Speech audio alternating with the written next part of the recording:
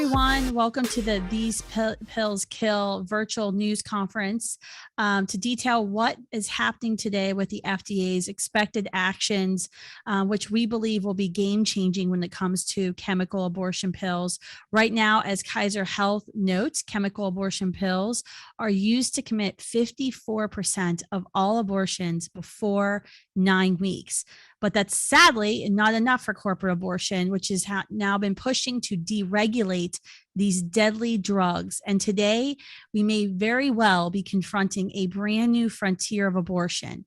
No test, online, chemical abortion distribution, in essence, death by mail delivered to your doorstep. My name is Kristen Hawkins. I'm the president of Students for Life Action and Students for Life of America. We are honored to serve more than 1,250 chapters in all 50 states, primarily millennials and Gen Z, the generations that have been targeted for abortions. Today, I'm honored to say that I'm joined by several pro-life leaders and experts who've been fighting alongside Students for Life to stop a coming crisis of deaths in homes across our nation. A lot has been written about the Dawes v. Jackson case, the case that has come before the Supreme Court challenging all abortion laws as we know it. And many believe that the decision that the Supreme Court hands down in June will likely mean more limits, even possibly pre-viability limits that will take place, banning abortions before a child can live outside of the womb. These may come at the heels of Mississippi's challenge to Roe, which is based on a law that was passed in Mississippi, which bans painful abortions that take place 15 weeks or later on preborn children. This is very, very exciting time for the pro-life movement right now, and very exciting change, something that we in the pro-life movement have been fighting for nearly 50 years. But sadly, today, more than 9 out of 10 abortions are taking place through 12 weeks of pregnancy. And so the fact is the majority of abortions are happening before 12 weeks. And many of these abortions, as I previously stated, are taking place using these drugs, chemical abortion pills. They're distributed and sold with health and safety standards. Currently, those are called REMS, which abortion vendors and the abortion lobby has been asking the FDA to get rid of, to make them entirely free of all of these REMS. And the FDA may actually do that today. This is according to what they've said in previous court documents. We are awaiting at any moment the FDA's decision on this. The continued politicization of chemical abortion pills, from Bill Clinton forcing them on the market back in 2000 to President Barack Obama reducing the health and safety standards in 2006 with the help of the currently nominated FDA commissioner, to today when President Joe Biden and his administration are pushing for complete deregulation of these dangerous pills that we already know results in deaths of children and sometimes their mothers, and can cause injury and infertility as well. This new market that is being pushed forward during, and it took place during the COVID crisis, it was being pushed forward by now current HHS Secretary Javier Becerra, who oversees the FDA. During the COVID crisis, he was Attorney General of California and demanded that because of COVID, the risk of COVID, that women should be able to obtain these chemical abortion pills without ever seeing a doctor even confirming they were pregnant. What's ironic about the fact is that these pills, they risk women's lives, yet the abortion lobbies for so long declares that they are about saving women's lives in abortion. In fact, if you support abortion, and nobody on our call today here does, but if you do support abortions, you shouldn't want these chemical abortion pills to be released in the market without regulation anyway, because of the possibility of injury and infertility to women, and also the possibility that they can get into the hands of abusers, which there's been many stories published recently about this. So I want to get forward to this and get started introducing some of the guests who are on here today. We have a all-star lineup. First, we have physician and author Dr. Brent Boyles, who is the medical director of Heartbeat International's Abortion Pill Reversal Network. He's a practicing obstetrician and gynecologist with more than 25 years of experience. He has served as a pro-life expert witness in federal courts and joined Students for Life even in our docuseries we partnered with Heartbeat International on. It's called This is Chemical Abortion, produced along with our friend Charlotte Pence Bond, which details all the ways these chemical abortion pills kill and can also injure women. Author Marjorie Dannenfelser is also joining us today. She is the president of the Susan B. Anthony List, a political powerhouse. Under her leadership, SBA List and its super PAC, Women Speak Out, raised more than $61 million in the 2020 election cycle and contacted more than 8 million pro-life voters through door-to-door canvassing, voter mail, texting, digital communications.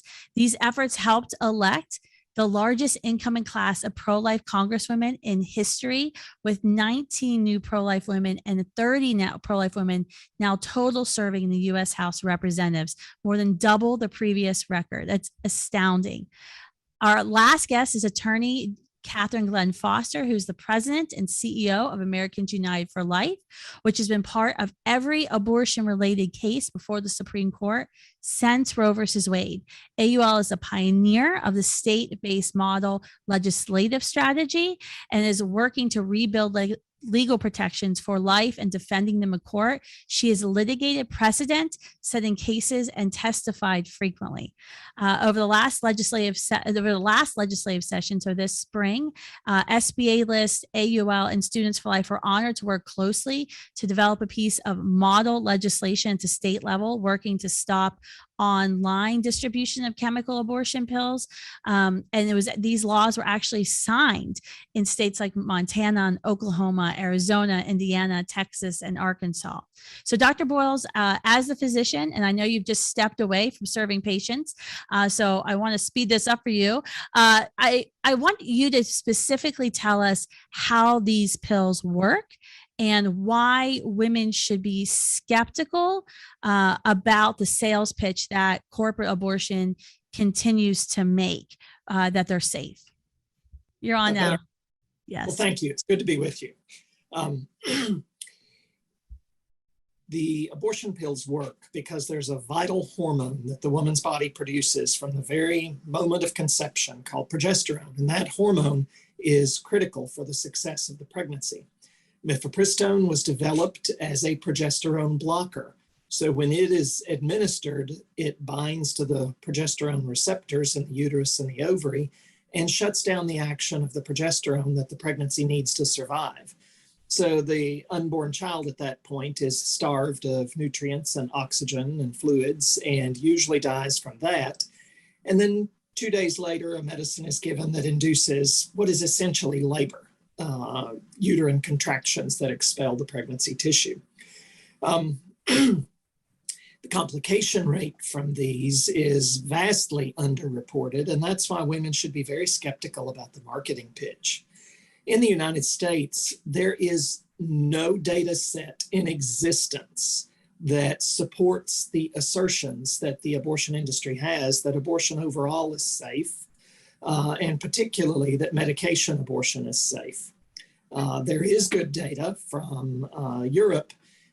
International authors tend to be more unbiased in their writing about abortion, but American authors who write about the safety of abortion are virtually all abortionists, and virtually all are funded either by Danco, the company that makes mifepristone, or by other top international funders of abortion. So their conclusions are just radically wrong because they ignore the overwhelming data about the safety of abortion overall and the safety of medication abortion in particular.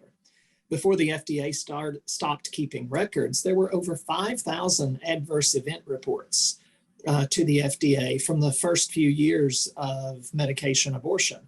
And rather than act on them, they just stopped collecting them. So the Food and Drug Administration is ignoring women's safety. Your audience should do something right now that is hard for pro-life people to do. And for a moment, let's just not even think about the baby. We all know that abortion is wrong because it takes an innocent life each and every time it's done.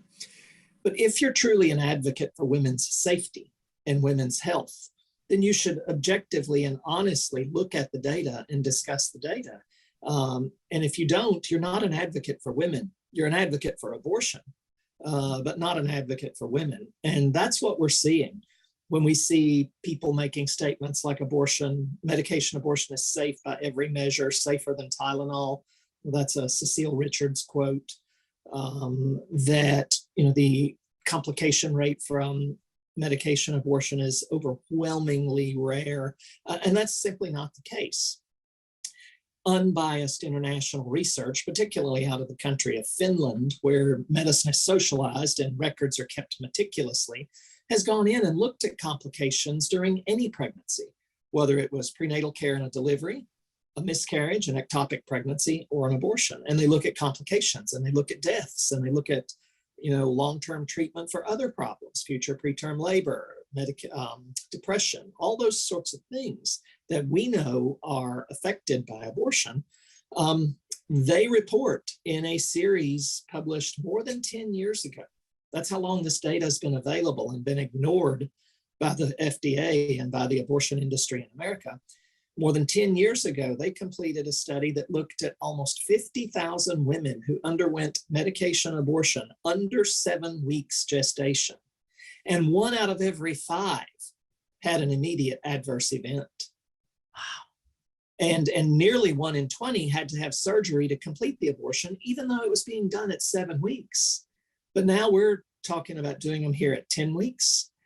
And when you look at the complications that happen after a medication abortion, an excellent review of the complication data that exists by the American Association of Pro-Life OBGYNs that was released about a year ago, looked at more than 5,000 adverse event reports. And the most clearly dangerous, life-threatening, and sometimes fatal complications include infection and hemorrhage, and also include trying to perform an abortion medically on somebody who actually has an ectopic pregnancy or tubal pregnancy. Those are the 3 most common things likely to result in a serious problem or a potential fatality for the woman taking mifepristone. So the prior FDA requirement that an in-person evaluation be accomplished was designed to minimize those complications. You're at greater risk for infection and hemorrhage and needing surgery afterwards if you're farther along than you think. If you're outside of the range which this has been approved, which in the United States currently is 10 weeks. We know from experience it's being given much farther along than that, in violation of current FDA regulation. Why is that? Because if you're farther along, the current dose of mifepristone may not be sufficient to completely empty the uterus. So you're at greater risk for hemorrhage, you're at greater risk for infection. Well, when you go to no test abortion or the in-person requirement is gone, then the person providing the abortion pill and delivering it, having it delivered to the patient, has no way of estimating the gestational age other than by the patient telling them when her last period was. So when you're going on menstrual history alone, it's notoriously inaccurate. The pro-abortion American College of Obstetricians and Gynecologists admits that 50% of women are wrong on their due date when they go strictly on their period. So that means half of the women who are going to obtain a medication abortion by murder by mail are going to be wrong on their due date and are at greater risk for complications. The only way to know that a person has a tubal pregnancy or the pregnancy's inside the uterus is to either do an exam or an ultrasound, which can only be done in person. And the American College of OBGYN admits that 50% of women with an ectopic pregnancy do not have risk factors that you can identify during an interview. So of the ectopic pregnancies that are out there that don't know they have an ectopic and are seeking abortion services, half of them will get the medication and then later rupture their tube and potentially bleed to death internally. And the data that has been published and discussed by ACOG and by others in the abortion industry does nothing to legitimately address those issues. They simply say it's not an issue, but they don't discuss how it's not an issue. It is an issue. And we are going to see women hurt because of this. There is no doubt about that. No doubt in my mind at all.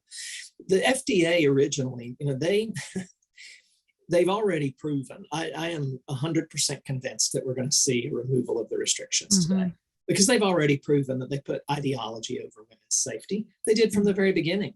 They violated their own protocols in the approval of this medication. They knew it was going to be produced and sent to the United States by a Chinese pharmaceutical called Hualin, the name of the pharmaceutical company in China, that was already under discipline by the FDA for their faulty quality control standards. We weren't accepting other medications from Hualin at the time that we decided to accept mifepristone from Hualin. So they also require that for approval of a new medication, that there be a randomized placebo blinded trial to look at outcomes, efficacy, and safety. They skipped that requirement. All other medications require that, but not mifepristone. So it was approved in violation of the FDA's own standards because ideology was more important than women's safety. And that has continued to this day. They've ignored the fact that they once openly discussed how it was sufficiently dangerous to have a black box warning. The FDA approval had a black box warning that women should not be given medication abortion services if they did not have immediate access to emergency medical care for the complications that can occur. But now the abortion industry is telling us that, too many women live too far from medical centers to get good quality care, but they deserve to have an abortion. So let's go ahead and mail them their pills. And then when they have a complication, they'll be several hours away from the nearest medical center. It's mind-boggling. And we don't have any national chemical or any national abortion reporting law at all. So how will we even be able to track the complications that come from the dangerous distribution of these drugs? We don't. And the FDA has no desire to. In fact, they dropped their pretense at trying to look at complications a long time ago. They quit. They initially wanted complications and deaths reported, and then they dropped the requirement that complications be reported. Not that anyone was complying with it anyway. And now they will probably drop the requirement that deaths be reported. So they don't want to know, and they don't want the public to know. And it's unbelievable because you can go to any pregnancy chat room that's out there on the internet. Our team started doing this during COVID, doctor, and we were going to these pregnancy chat rooms to identify women who are experiencing an unplanned crisis pregnancy and to offer them help. And we've, seen a lot of great results, meaning babies saved from this. But what we found that was an unintended thing was that we found women who were going to these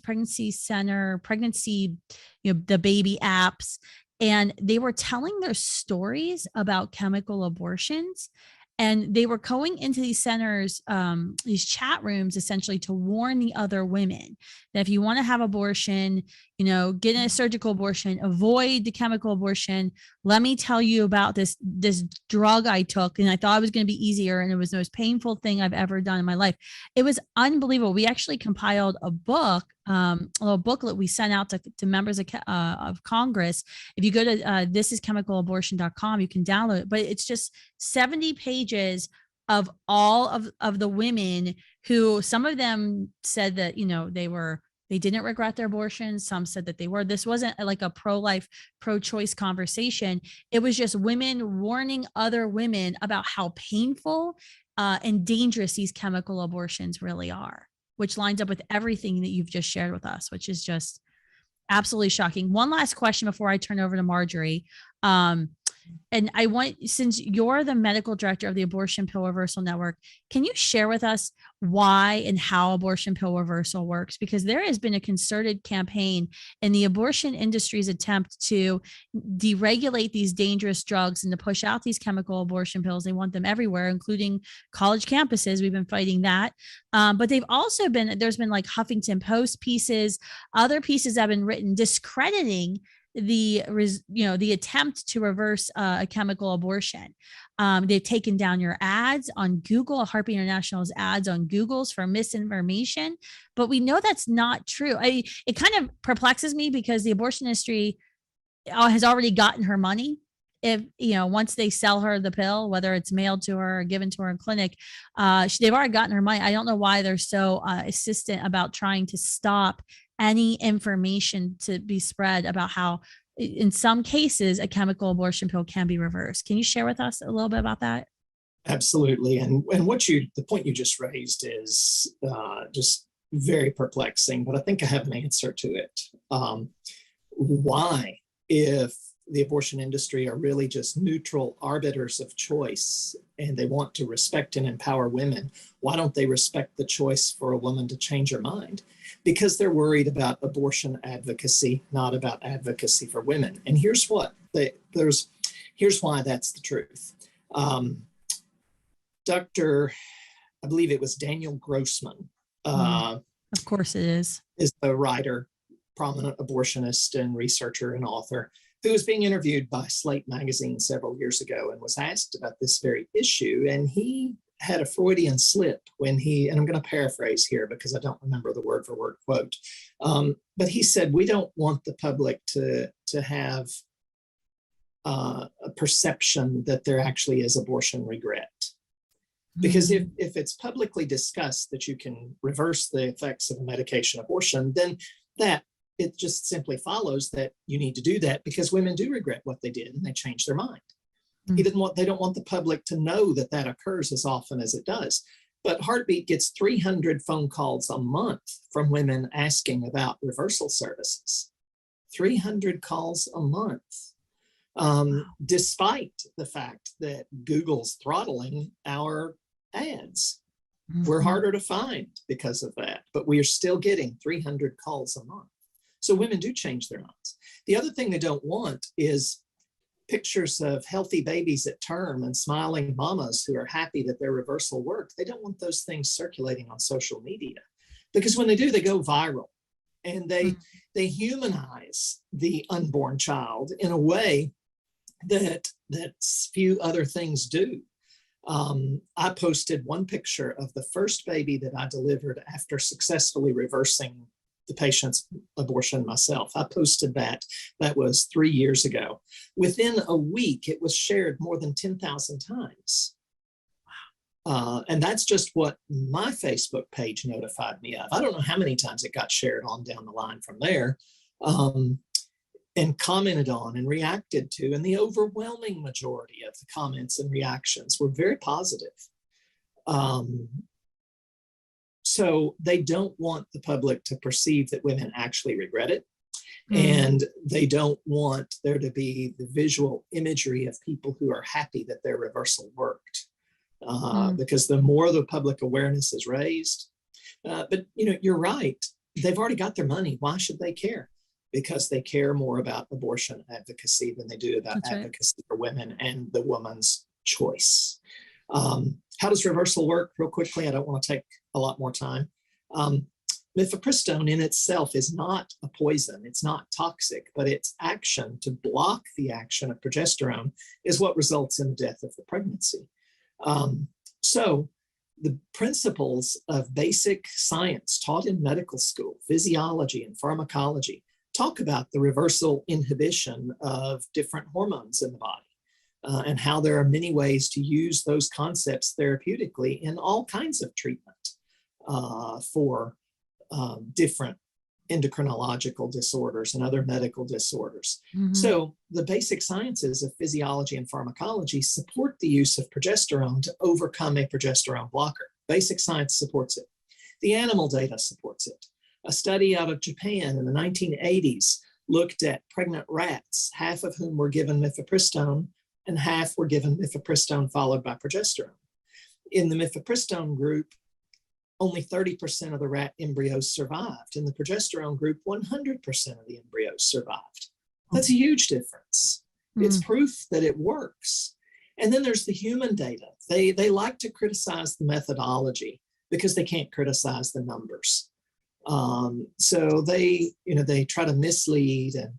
But the biggest study that evaluated the results of different attempts to reverse led us to the current protocol we use. That study tracked more than 500 patients. That's not just 3, 4, 5, or 6 patients. That's more than 500 patients. And what we call the high dose oral protocol group, which is what we now use for patients that wish to reverse who contact us at Heartbeat, 68% of the pregnancies survive if you use the high dose protocol group. That's awesome. That's such great news. That's and then that's awesome news. There's the human experience. Mm. There are the pictures. There are the women. I have a good number of women who have babies at home right now because they contacted Heartbeat and we prescribed for them. So we've been able to track that just in the last few years, more than 2,500 babies have survived their attempted abortion because we gave them progesterone. Oh, that's and awesome. that number's growing every day.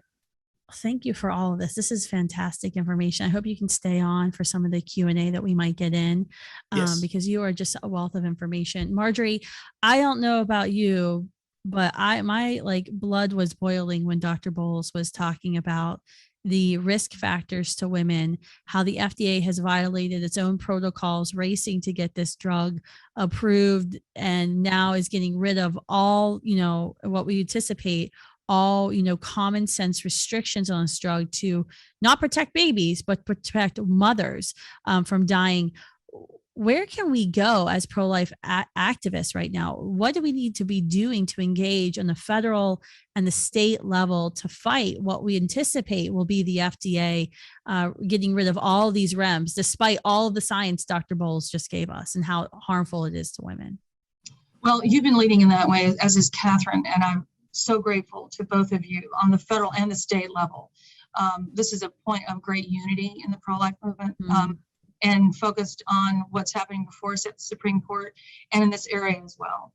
So I was very moved, Dr. Bowles, by the science and the data, and also your point that about what the abortion lobby wants and what they don't care about. It has been clear for so long that they care so much, that the abortion lobby is not a women's lobby. That used to be at least a seeming outgrowth of the women's liberation movement long ago, when they talked about it being safe, legal, and rare. Like, obviously don't care about it being safe. They definitely don't care about it being rare, because if it's a human right, as they see it, why should it be rare? And what they really care is that it remains legal. So they care about the institution of abortion more than the women that are getting it. In fact, the women are so dimly lit in the room of their choices that they can't even see the women anymore. So much so that the lies are just breathtaking. You gave so much great information that there's a couple of things that I was going to say, and I'm only going to add a little bit more, but the lies seem to me the death throes of a dying cause. They see the Supreme Court looking at Dobbs, perhaps in June or July, we may see Roe overturned or sharply curtailed, allowing the states to act to protect unborn children and surround the mothers with love.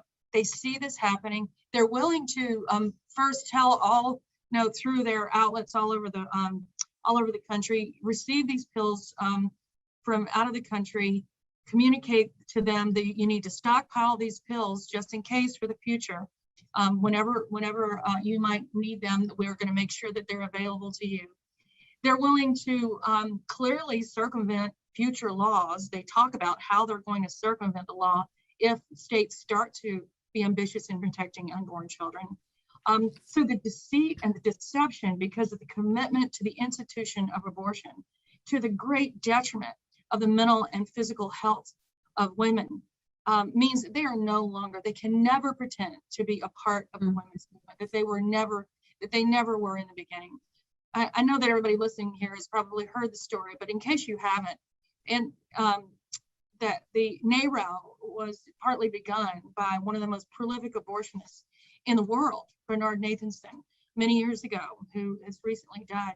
And the founding of NARAL was based on lies that they about how many women were dying in back alley abortions, and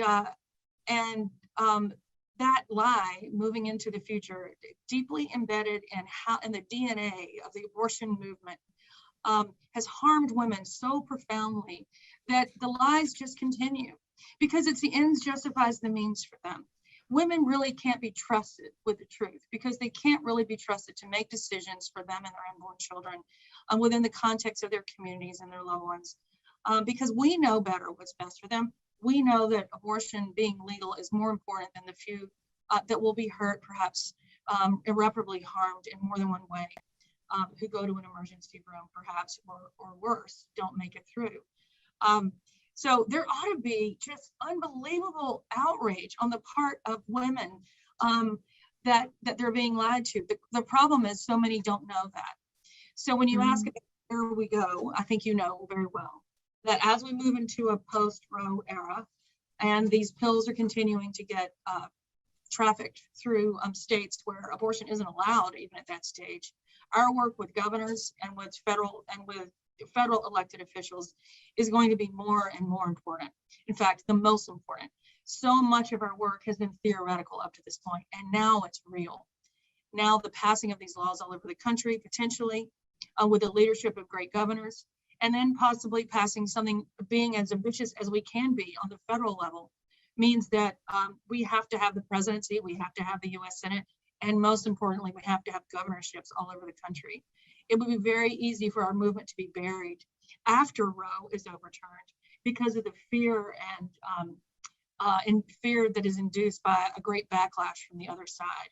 So that is a lot of the work that we do at Susan B. Anthony List, and it's working hand in hand with you guys doing the legislation on the ground in 7 states already. In Arizona, Arkansas, Indiana, Montana, Ohio, Oklahoma, and Texas have already enacted safeguards in their states of varying degrees that is trying to make up for the rims that are being potentially overturned.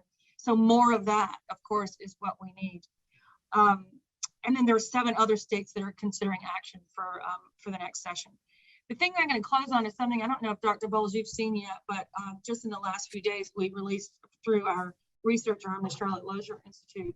And it is the first of its kind study using Medicaid data in states that allow a Medicaid to pay for abortions. And it found that the rate of ER visits following chemical abortions has increased more than 500%, growing much faster for chemical abortions than for surgical abortions. So the keeping of this information from women is malpractice, if you call yourself a women's advocate. And I hope that as we move into the elections, especially, and move into this next year where we may see a springtime for life, that we have a greater platform to be able to communicate the truth to women, because abortion will be a top level issue in the public discourse, and we'll be able to do that. And as we do that, we'll inspire governors and senators, legislators all over the country to be actually not looking at the best for women and their children, and therefore dismantling the abortion industry's lies and also their very institutions. Marjorie, you were right on there. I mean, I think a lot of folks think that, a reversal of Roe versus Wade means our job in the pro-life movement is done, but it's simply not. It's actually the very beginning of a new phase where it'll be a 50-state battle. And you're very right on about we're going to have to ensure that we win the presidency, that we we win back the majority in the U.S. Senate, state governor races, and also state legislative races matter because this decision is going to come back to the states, and that's going to be where we're going to be fighting. And you're right, the abortion lobby is going to use the fear of Roe versus Wade being reversed. We've heard this over and over again on campuses where, students will say that they support Roe, and then we'll ask them if they actually know what Roe versus Wade is, and they have no clue. And once they know Roe, they don't like Roe. And so, they don't understand just how extreme the Roe versus Wade is, our abortion laws are in our country. And then when they find out about chemical abortion and the gruesomeness of chemical abortion, the fact that girls are sitting in dormitories, shared bathrooms, aborting children into the public sewer system. Even students who claim to be pro-choice in favor of the right to have an abortion do not like that information. It's actually very easy to persuade them to come on our side on this issue. Catherine, I want to bring you into this conversation. At AUL, American United for Life, you all have been tracking every abortion law since Roe versus Wade was first handed down. Talking about, Marjorie mentioned again the work that we've been doing in coalition in states to pass laws to ban the online distribution of these dangerous chemical abortion pills. I believe we are all predicting a kind of a flood of new laws being introduced this new spring legislative session, which will begin in January in the new year.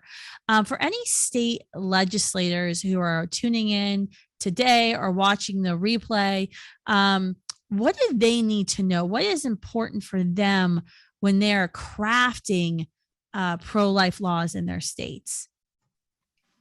Yeah, and really this goes back even to the Dobbs case. You know, this case is monumental, and we all know this. And I know it's been a decades-long effort by each of us on this call, and I'm so grateful to each of you and to so many of the strong pro-life advocates who were listening to this conversation. But I do think that it took many of us by surprise when the Supreme Court announced that they were going to consider this case, because so many cases come up before the court. And even though they hear a case on abortion every couple of years, on average one every 2.5 years, they only consider a fraction of cases overall, and even don't hear most abortion cases. Now, states protect life at different stages, some earlier, like Texas, and some later at 21 weeks. And so why is the Supreme Court considering the issue of 15 weeks in particular? Only the justices know. What we do know is that the Supreme Court could use this case to end Roe and end abortion culture as we know it. And then once that so-called constitutional right to abortion is no more, protecting women, mothers, and their children from chemical abortion becomes a whole lot simpler, because we, the pro-life movement, we are also pro-woman. We are about the people, not just base activism or mindless advocacy. And we celebrate those stories of hope and those photos of the happy moms and babies who are here thanks to the life-saving efforts of abortion pill reversal, and thanks to the efforts of Heartbeat International and courageous lawmakers and advocates and neighbors who stand alongside women in need. And you know what else? We are honest about the truth of abortion, even the abortion regret that so many women feel, like myself. And so we need the courts to reject the logic of abortion. That's that first major issue. And then once the logic of killing is rejected, then the alternative logic of protecting life becomes easier to move forward. So protections from chemical abortion, from pills by mail, from so-called telemedicine abortion, it is vitally important, because Planned Parenthood and other abortion businesses would love to be able to make money by prescribing these pills and shielding themselves from any responsibility to the women that they claim are their patients. Now, pro-life laws on chemical abortion can and will survive challenges against them.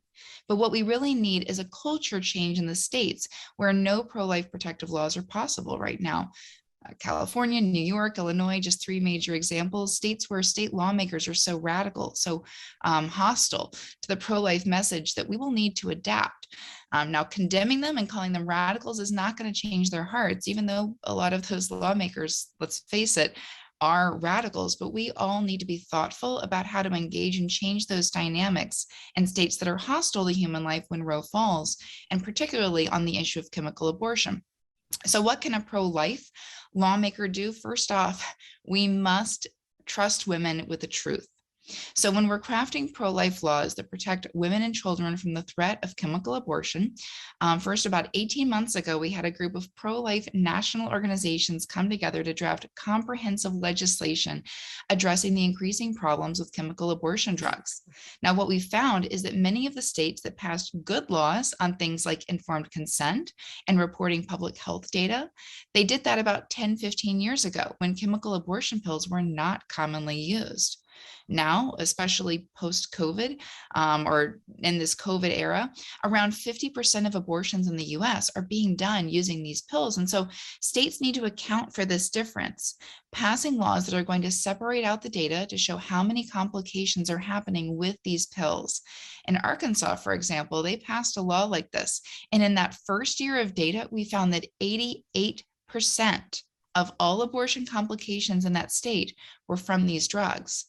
We also need to make sure that a woman understands that this is a serious drug and that she can suffer life-changing complications and that she needs to have a follow-up appointment, and that abortion pill reversal is possible. This is not the same as taking a Tylenol. We also need to require doctors to do proper screening to make sure that she's even a candidate for these drugs. Does she have an IUD? Is she within the gestational age limit? Does she have an ectopic pregnancy? All of these questions that must be asked and really investigated. We also need to make sure that the woman taking these drugs is doing so voluntarily without any kind of coercion or abuse from a parent or a partner or a trafficker, and that she is the person taking these drugs, that they're not being obtained for someone else. Now, here's the good news. In 2021, as we've shared, several states updated their abortion laws to address these concerns in various ways: Arkansas, Indiana, Louisiana, Montana, Oklahoma, South Dakota, Texas, West Virginia, state after state. And by next summer, close to a third of all states may have enacted strong protections for women and children. Now, we have a lot of good work ahead of us. All of us do, as allies and partners in the cause for life. Roe v. Wade looks set to be reversed in June. That's my hope. But the fight is going to continue until either our Constitution is rightly understood to protect all human life from abortion as a simple matter of justice, or until every state does so in its state law. And I am just so excited to continue carrying the banner forward for human life alongside each and every one of you. Thank you. Thank you, Catherine. Thanks for all the excellent work you're doing. We're definitely looking forward to continuing partnering with AUL and SBA lists as we move state to state. I know the pro-life gen, the post-Roe generation is ready to go and to get to state capitals across the country. I guess I have a question for all of you today. On a scale of 1 to 10, how significant is today's change that the FDA, that we believe they're going to be proposing to get rid of all of the common sense REMS, these safety regulations on chemical abortions? How significant is that right now? I mean, I would give it an 11.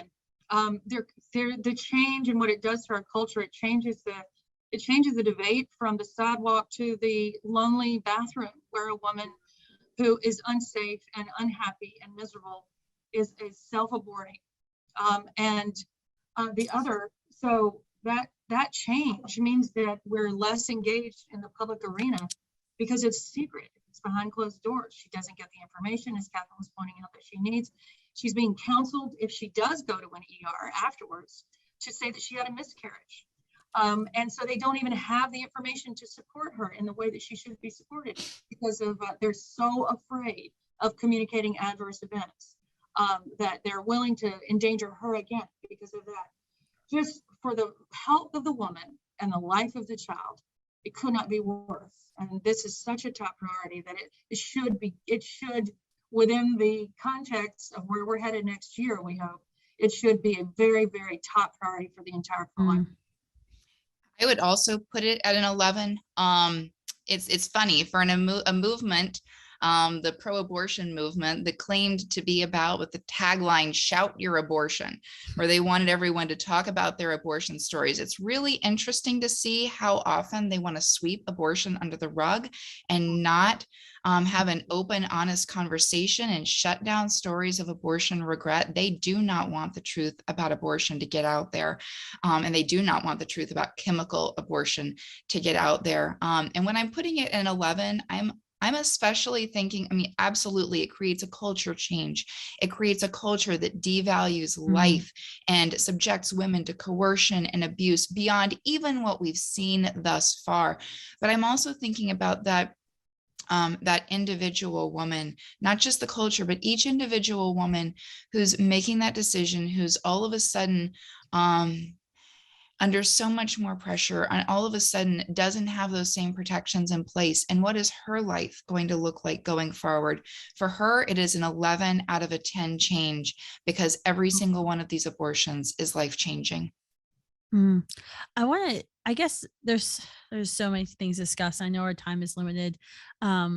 It's unbelievable what's going to happen today. I guess Dr. Boyles, maybe Dr. Boyle, you could help us, because I get this question a lot at, churches and with Christian believers, folks who don't actually know what chemical abortion is, which is why you can go to thisischemicalabortion.com and watch docuseries.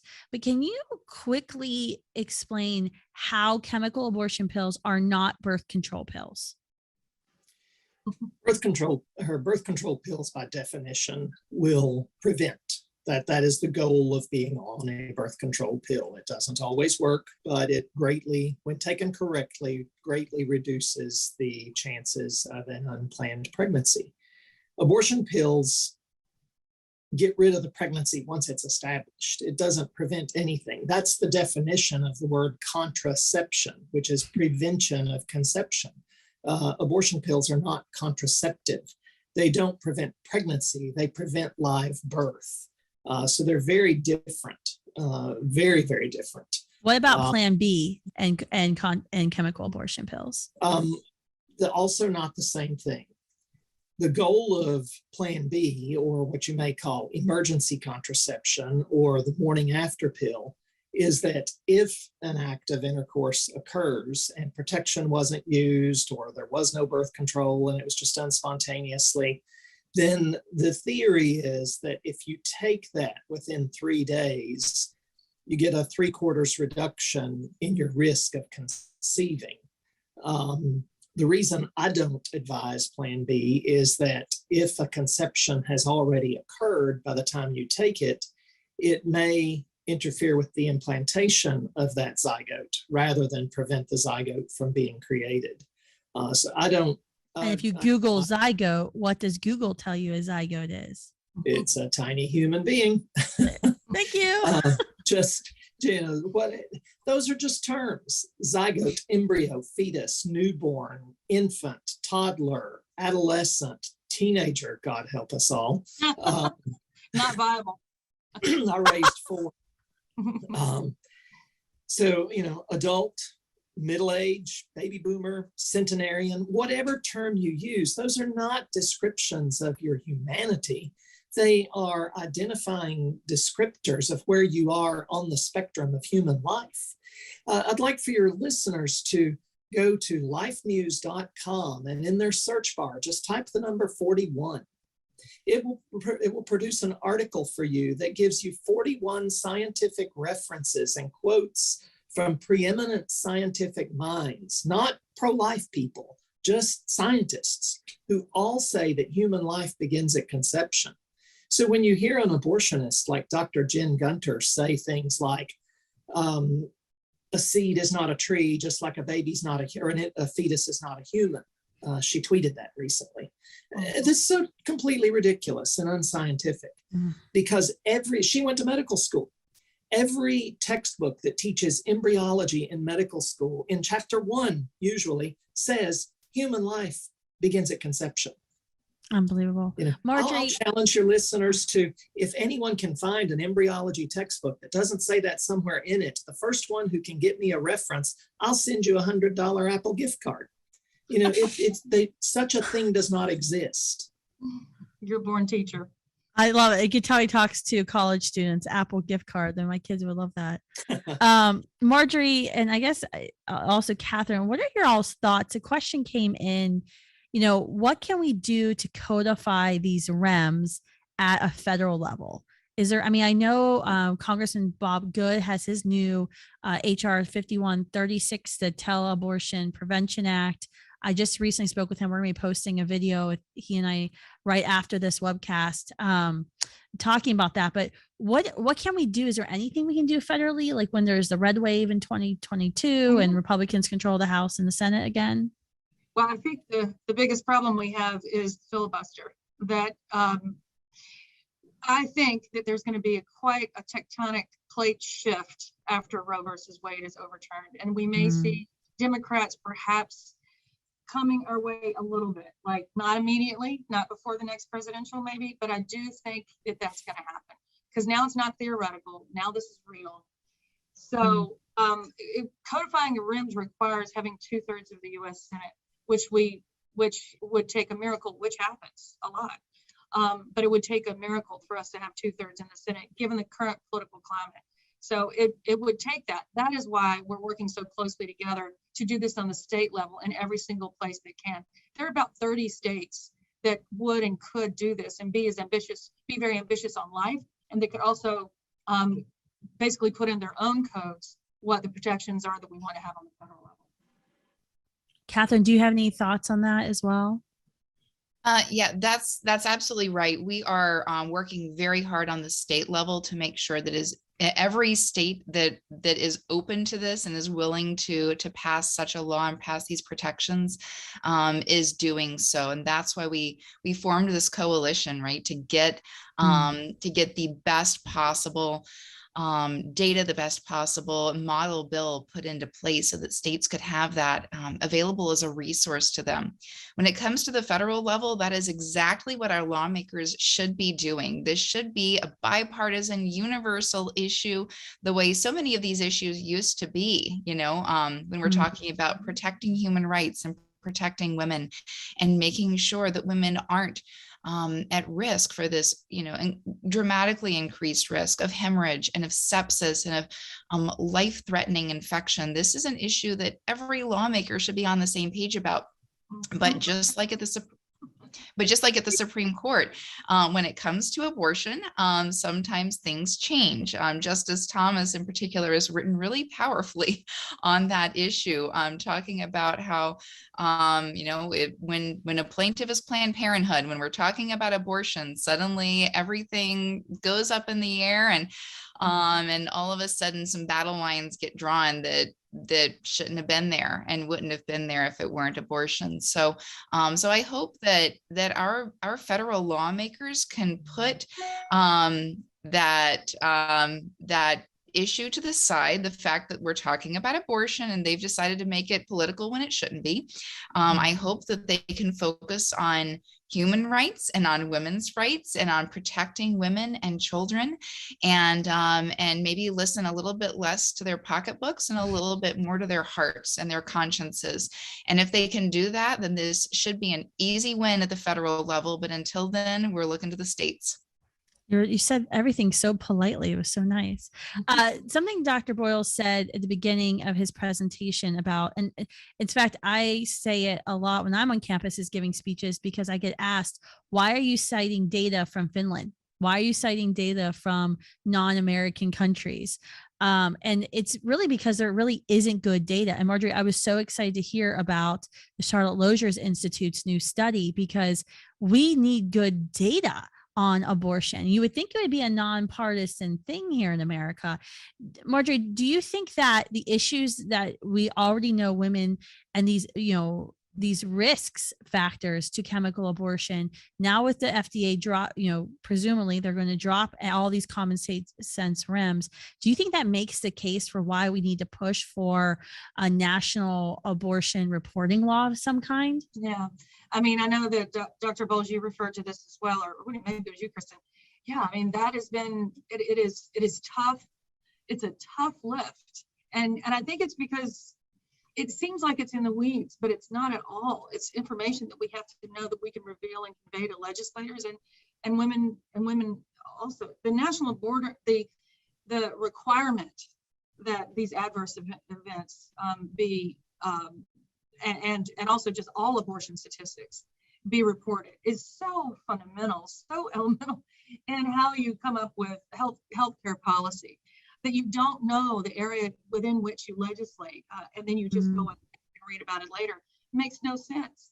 I just wanted to mention real quickly that if anybody wants this study that's listening, it's available, and it is based on what you said before, that it was required, these adverse events, it was required that they be reported until 2019. And then now they're not being reported at all. but from 2000 to 2019, over 3,800 adverse events were reported to the FDA, with 20 deaths and more than 500 life-threatening complications. Now we know that, and we know that think about that and how bad it's going to be if these pills are distributed in the numbers that the abortion movement has promised, and what that's going to look like in ERs all over the country. Yeah, absolutely. Thank you. Thank you for that insight, because I think you're right. This will be a very heavy lift, but it should not be. It should be very common sense.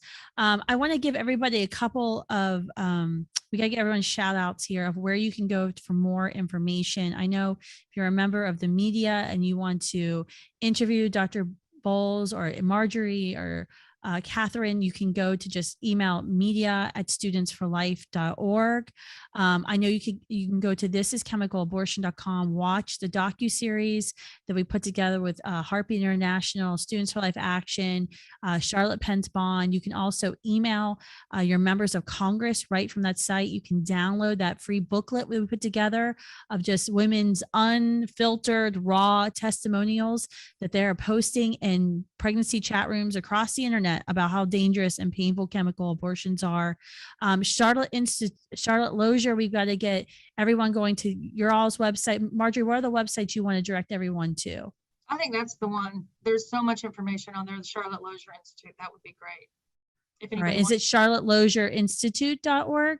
Yes. Yeah. Okay. Just Google Charlotte Lozier Institute. It'll pop right up. And Google hasn't banned you yet, so you're good. Not yet. Yeah. Catherine, how can folks get in touch with you?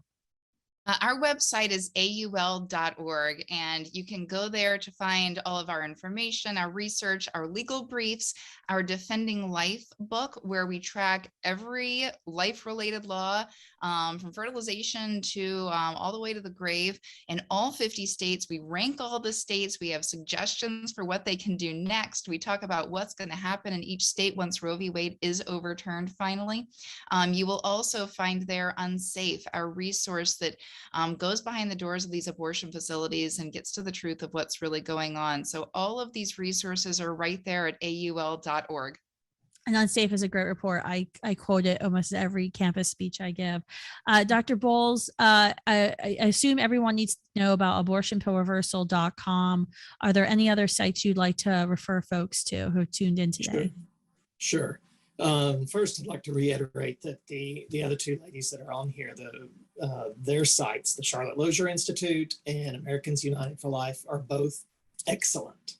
The recent report that AUL put out called Unsafe, everybody should get, especially if they have an interest in legislative advocacy, so you can look at what the different state-by-state situations are. It's an incredibly well done piece of information, and so is the report that Marjorie just talked about from the Charlotte Lozier Institute that came out. I've seen some preliminary stuff about that, and it's also very, very nicely done.